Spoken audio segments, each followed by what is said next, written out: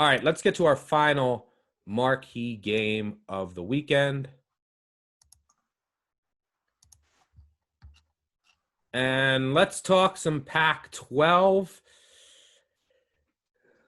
at BetMGM. This game's at 7:30 Eastern on ABC. By the way, USC is a 2.5-point favorite at UCLA, over under 62. I took some USC -3. I know it's a death wish taking Clay Helton on the road. I can get a better number now, but I make this closer to 6.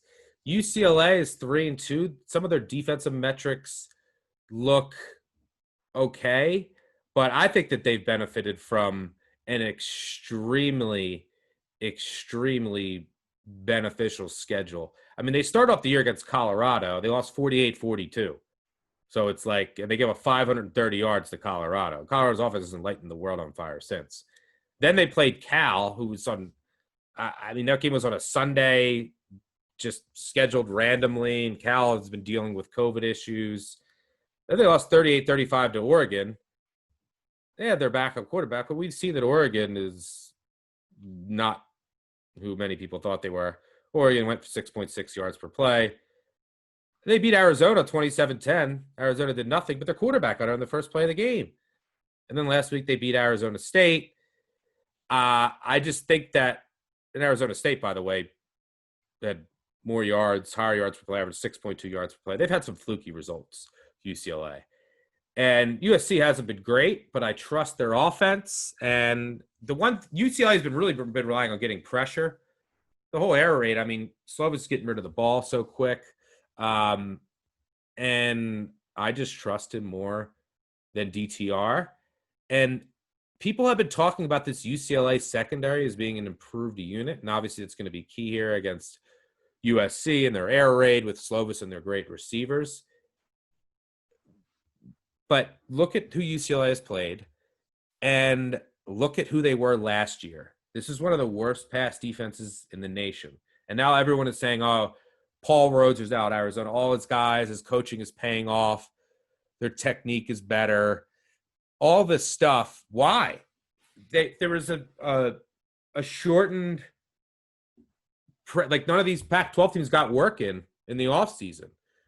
But it's not like they were getting tons of reps. Why would this UCLA secondary all of a sudden be really good?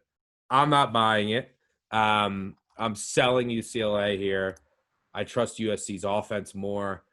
USC's defense hasn't been great, but I think it can get enough stops here. And I just make this closer to 6.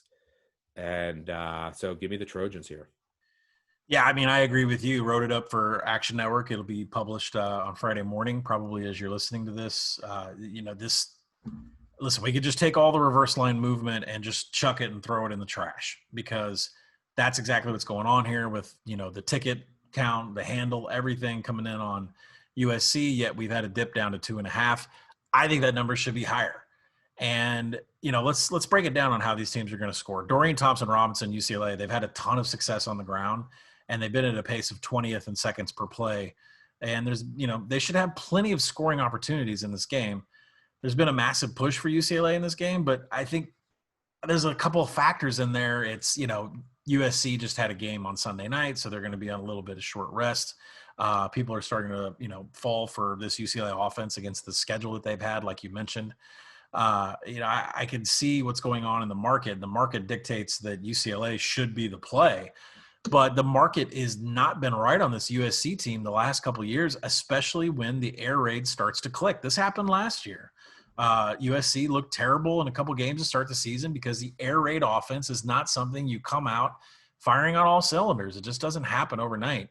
I guess unless you're Mike Leach of Mississippi State, then it falls apart for the rest of the season. But generally, I mean, Mike Leach has talked before that he doesn't want his teams to have bye weeks. He doesn't want a break in the schedule. He wants his quarterback and his wide receivers to stay in rhythm. And to do that, you got to keep on playing games. So after struggling against the state of Arizona, USC is finally, putting up a ton of passing yards now, and Slovis is hitting everybody all over the field.